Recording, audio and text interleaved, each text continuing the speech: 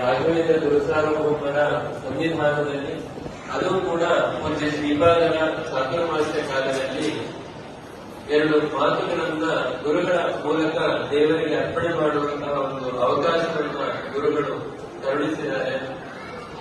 ಗುರುಗಳ ಒಂದು ಕಾರ್ಯವೈಖರಿಯೇ ನಮಗೆ ನೋಡ್ತಾ ಇದ್ದರೆ ಆಶ್ಚರ್ಯ ಆಗುತ್ತೆ.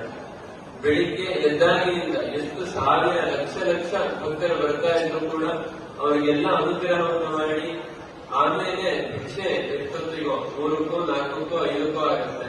ಅಂದ್ರೆ ತಮ್ಮ ದೇಹದ ಕಡೆಗೆ ಗಮನವನ್ನೇ ಕೊಡದೆ ಯತಿಗಳು ಅಂತಂದ್ರೆ ಅದನ್ನೇ ಉಪನಿಷತ್ತಿನಲ್ಲಿ ಹೇಳ್ತಾರೆ.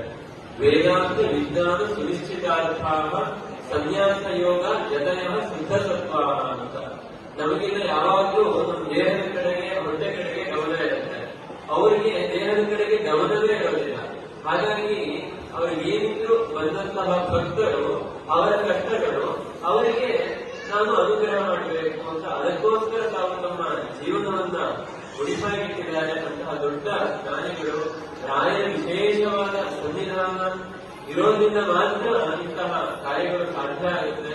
ಇಲ್ಲಾಂತಂದ್ರೆ ನಾವು ಇವತ್ತು ಜಗತ್ತಿನಲ್ಲಿ ಅನೇಕ ರೀತಿಗಳನ್ನು ನೋಡ್ತೇವೆ, ಯಾರಿಂದಲೂ ಕೂಡ ಇಂತಹ ಕಾರ್ಯ ಮಾಡೋದಿಲ್ಲ.